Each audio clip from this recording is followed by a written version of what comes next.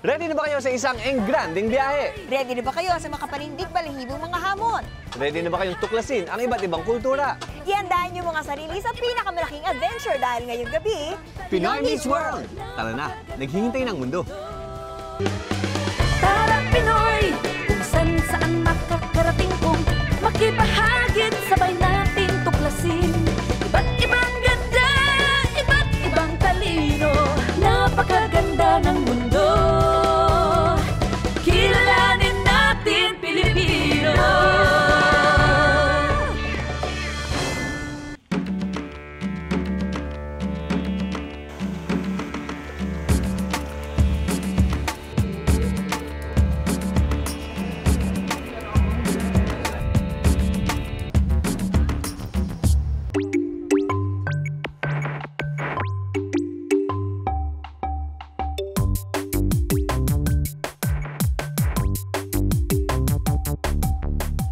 Germany, Alemanya, Deutschland, isang bansa na singlaki ng populasyon ng Pilipinas. Ngunit libo-libong taon naman ang biniyahe ng kasaysayan. Noon pa man, larawan na ito ng watak-watak na Germanic tribes, ang mga Frank, Saxon, Swabian, Bavarian at iba pang maliliit na karyaan. May ilang beses na ring nagbago ang laki ng teritoryo nito nang sakupin ng mga Romano at ng mga Prussians. Ngayon, ang mga palasyo tulad ng Schloss Sanssouci ang nagpapaalala ng kwento ng kaharian at royal alliances sa bansang ito. Ang summer residence na ito ay pinatayo para kay King Frederick the Great ng Prussia.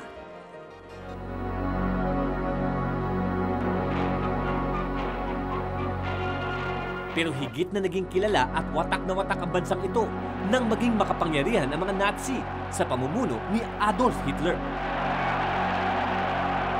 Naniwala si Hitler na tanging ang Aryan race lang ang tunay na lahi sa mundo, kaya sino mang kumontra dito ay nauwi sa death chamber, politiko, iskolar o artist man.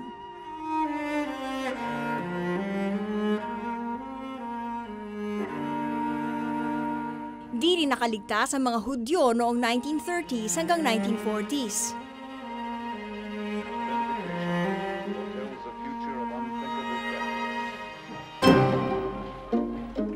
After World War II, noong 1945, ang bansang minsang naging powerful empire ay hinati ng Americans, French, Russians at British.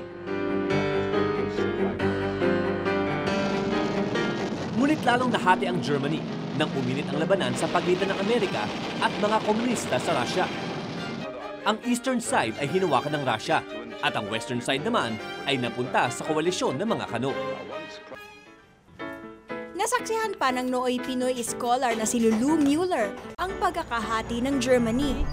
16 above, so they are allowed, but with special permission that they will return as soon as possible. They don't allow the young people to go out of the east side. Yeah, if you want to, we want to visit relatives in the east, and I am with my family. Yeah, my husband and my daughter.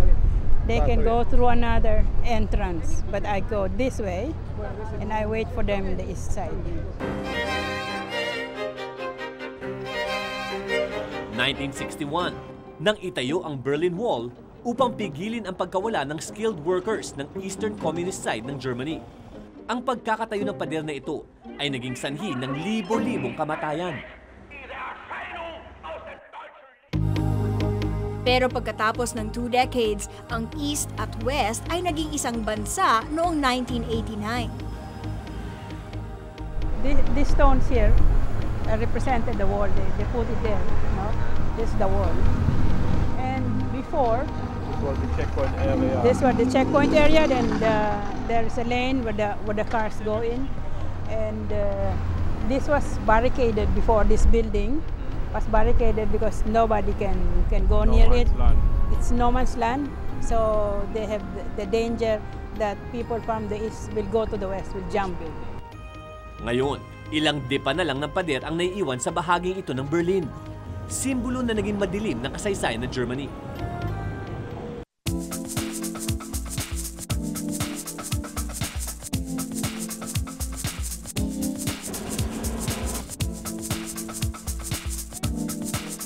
ngayon, bago na ang anyo ng Germany. Alam niyo ba na ang Germany ang third largest economy in the world? Dahil na rin sa kakulangan ng trabaho, marami ang naniniwala hindi pa ganap ang pagbubuklod ng Germany. Di raw nararamdaman ng mga dating Eastern side ang tulong ng gobyerno. Nananatili pa rin daw silang watak sa ugali at pananaw sa buhay pagkatapos na mahigit 20 years na pagkakahiwalay. Ang Brandenburg Tor o Gate ay naging saksi sa mahabang kasaysayan ng Germany.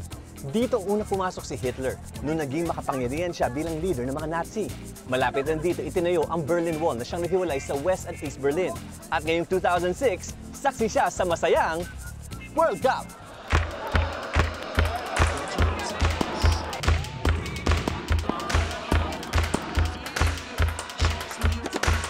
Pero sa pagbabalik ng World Cup sa bansang ito, tila nagbago raw ang ihip ng hangin. Ang bansang hinati ng kasaysayan at labanan na pagbuklod ng football. Lahat iisang pangarap. Makitang magwagi ang kulay ng kanilang bandila sa larong ito. Iisa ang sigaw.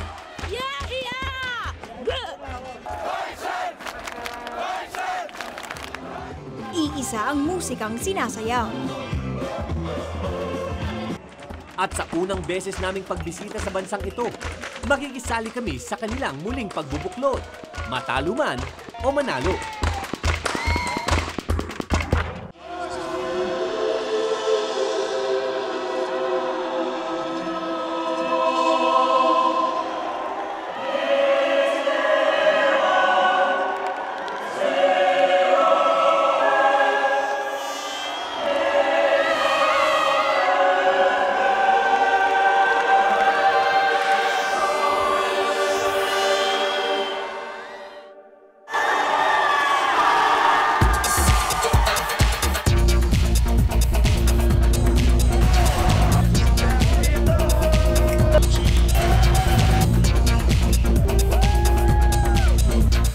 Kung sa Pilipinas, basketball ang ating national sport, dito naman sa Germany, soccer o football ang kanilang pinagkakaguluhan.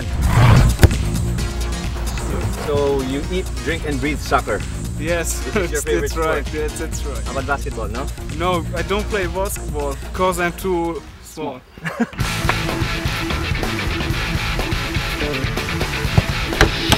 Dito sa Cologne, sinubukan kong buhayin ang hilig ko sa football.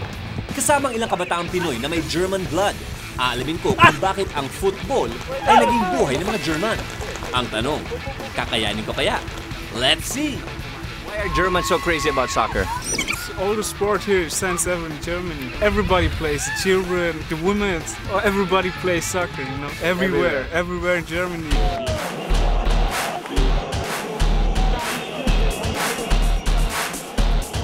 Mahirap ngang alamin kung saan at paano nagsimula ang larong ito sa Europe. Bagamat ang Englishmen ang gumawa ng rules ng soccer, pinatunayan naman ng Germany na sila ang team to beat sa larong ito. 3 beses na silang champion ng World Cup at 4 na beses ng champion ng European Cup. At ilan lang ito sa kanilang mga tagumpay. Nahiya naman ako sa kanila. Ang soccer ay isang sport na nilalaro gamit ang paa at kahit anong bahagi ng katawan, basta hindi lang pwedeng hawakan unless ikaw ang goalie. Why did you choose to be a goalkeeper? Yeah, because when you are a goalkeeper, you mustn't run. No? Because I'm not afraid when the ball comes. Si Roland ay half Filipino, half German soccer player. 2 years from now, pwede na raw siyang sumali sa isa sa national teams dito sa Germany. Hindi raw matatawaran ang galing ng batang ito. So ang ginagawa dito ni Roland ay dribbling ang tawag dyan. But you will be the goalkeeper. Yeah. For what team? For here, Cologne, SFC Köln. You're training for the national team. In Hamburg. In Hamburg. Yeah. Sa soccer, umulan man o umaraw, tuloy pa rin ang laro. Let the games begin!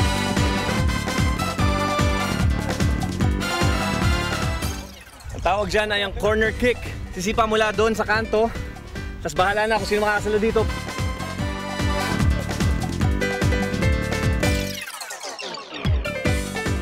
Aba. Nagpapakita ata ng gilas ang partner ko. Ingat ang tuhod, Paulo, at bata-bata pa kalaban mo. Sa mga bansa kung saan patok ang larong ito, sinisimulan ng training habang bata pa ang player. Kaya ang mga batang ito, sanay na sanay sa pagtakbo ng pabalik-balik habang ako, time out please! Grabe, hingal na hingal ako. Siguro mahigit 20 years na since huli ako nakalaro ng ganito. Iba na talaga ang gurang tumatanda, partner. Pero go, go, go pa rin. That's the spirit. Nakascore na akong goal. Pwede na magpahinga.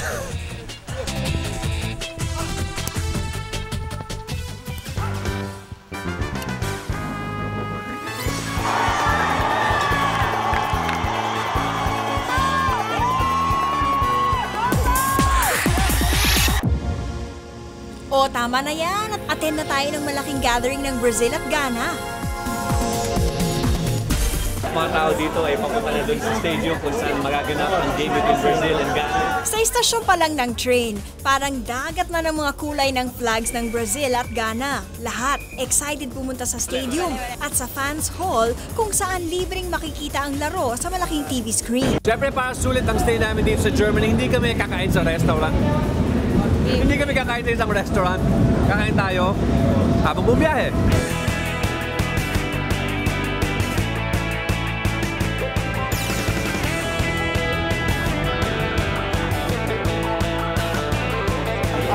Japanese. I love Japanese. Akala nila Japanese ako. I'm not Japanese. Filipino. Oh, I love it, Filipina. I love it, Filipina. Please.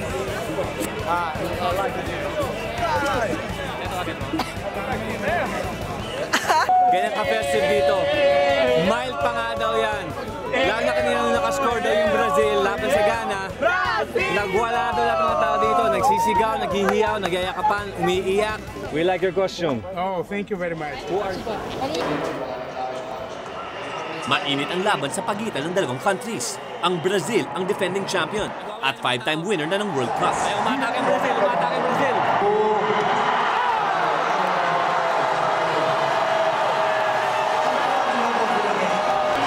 Nakascore ang Brazil ng goal. 2-0 na ang score.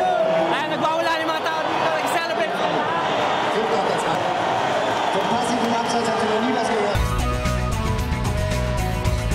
Mahirap mangi-explain kung bakit baliw na baliw ang karamihan sa football.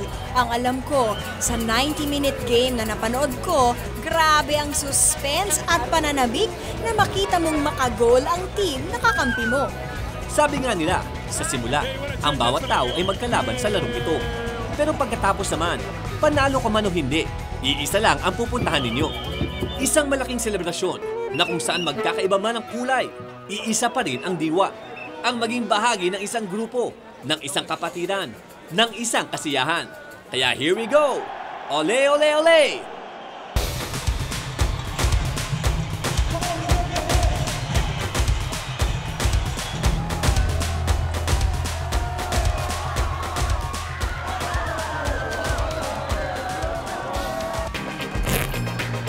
O partner, ceasefire muna tayo sa football. Oras na para makascore naman sa iba't ibang tanawin dito sa capital ng State of Bavaria, ang Munich o München.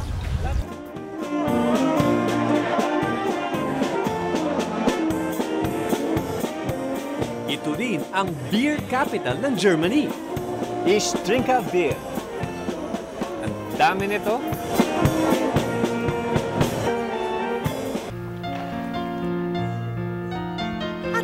Shoppingan din, pero ng mga alaala.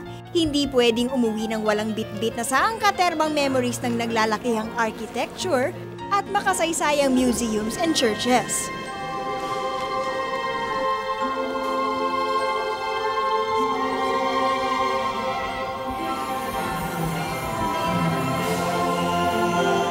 Wow!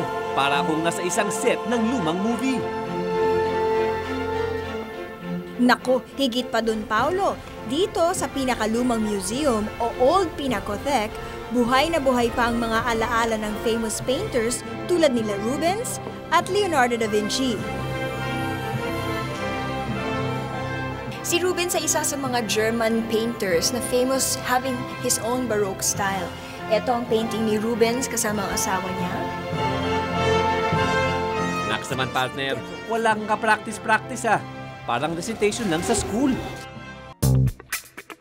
Ito naman ang pinakamodernong museum o Pinakothek der Modern na one of the biggest art museums sa Germany. May sari-saring gawa ng modern alternative artists at expressionist artists. Makikita rito ang iba't ibang koleksyon ng paintings, sculptures, photographs, installations at new media. Naka naman, hindi ka talaga nag-research. Galing ha? Shh, quiet, Paulo! Dito naman tayo sa malaabot hanggang langit na simbahan ng Munich. Ang St. Michael's Church ay pinakalumang simbahan dito. Itinayo ito para kay Prince Wilhelm V. Ilan lamang nagpupunta sa simbahan, ngunit bagamat marami mga Kristiyano dito, marami din ang mga matatawag nating non-practicing believers. Ano, Pao? Hindi ka pa ba umuusok dyan? Joke lang, ha? Ito pa, ang Frauenkirche o Church of Our Lady naman ang pinakamalaking simbahan sa Munich. Halos lahat ng Gothic interior nito ay nawasak noong panahon ng giyera. So, itong footstep daw na to ay footstep daw yan ng devil dahil inapakan niya yung architect ng church na ito. Ang pangarap ng architect ng church na ito ay magtayo ng isang simbahan where there will be no windows between man and the church or God. Dumaan man sa mahabang panahon o sa kasaysayan, sining at kultura ang Munich, patuloy pa rin itong namumukadkad. Next week, pagbalik ni Paulo sa Munich, ipapakita namin kung sino talaga ang panalo sa inuman. Pinoy ba o Germans? Abangan nyo yan! Friendly siya, hindi siya yung matapang.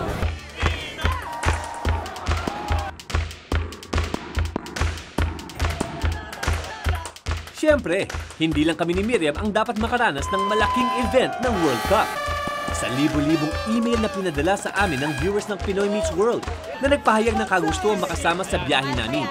Napili namin si Jeffrey Liman, football player ng Philippine National Team.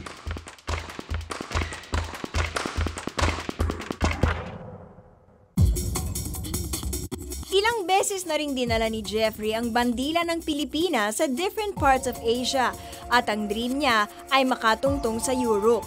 Hindi man makapaglaro, kundi kahit makapanood lang ng pinakaabangang World Cup.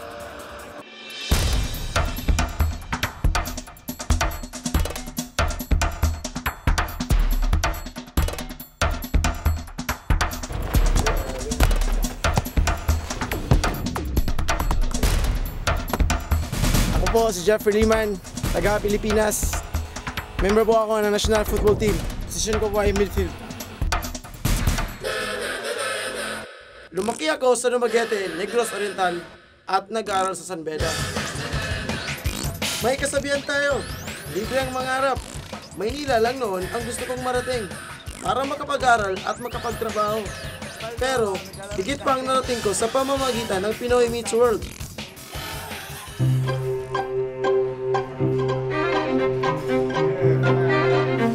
Welcome to Germany. Excited. Nakilala ko dito ang mga kabataang Filipino-Germans na mahilig din maglaro ng football.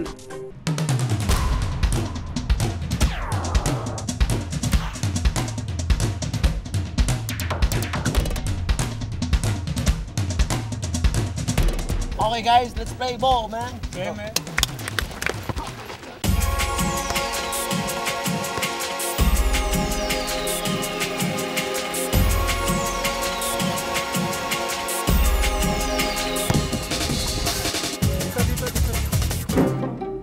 Bata pa lang ako, nang magsimulang maglaro ng football. Madalas akong isama ng tito ko sa laro nila, hanggang naengganyo na rin ako.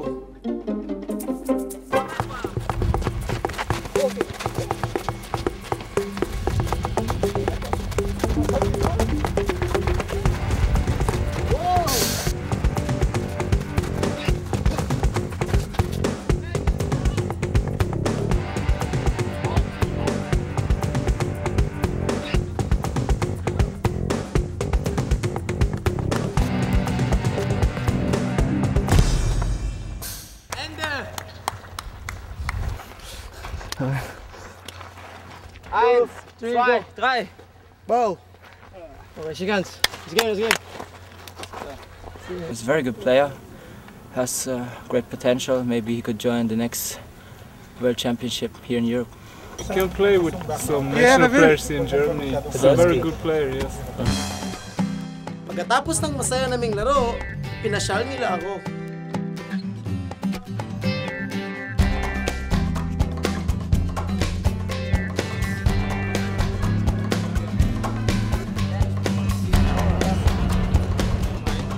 Sa pag-iikot namin, nagkita kami ni Mark. Iyong nakasama ko sa training ng national team sa Pilipinas. You wanna go in? Let's go.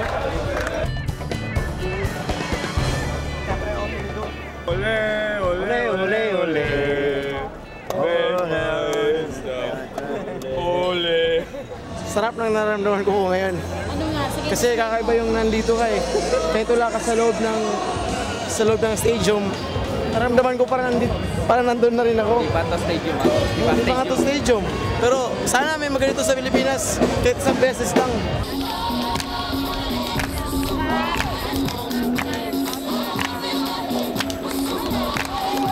Tignan mo yung mga tao, parang nababaliw eh. May dalang mga sombrero, may dalang banda. Walang beer doon. Walang beer, kaya highway pare wala. Deutschland! Deutschland! Balibo ko po tumateo. Dahil sa nag-enjoy ako dun sa mga tao nito.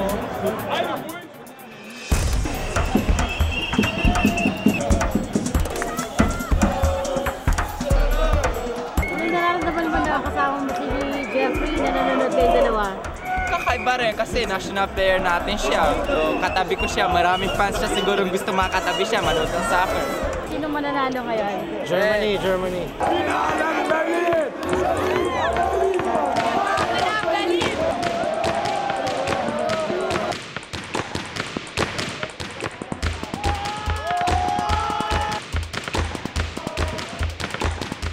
Pero, bago pa man matapos ang oras, milagrong nakagol ang Italy. Lalo pa silang hindi nakabol nang makasikan goal ulit.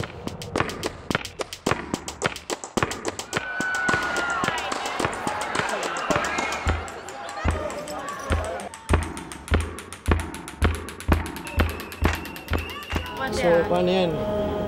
Sayang. Manok natin, natalo. That's the game. Nagkamali sila. 2 goals in a row. Natalo man ang manok namin. Panalo naman ang paglilibot ko rito sa Germany. At ilang iyon. Sa susunod na linggo, tuloy-tuloy pa rin ang pag-ibig ko rito sa Berlin. Dito sa Pinoy Meets World.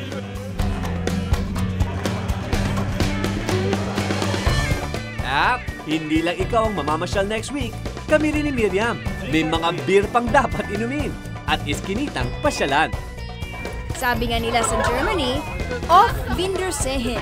See you again! Kilala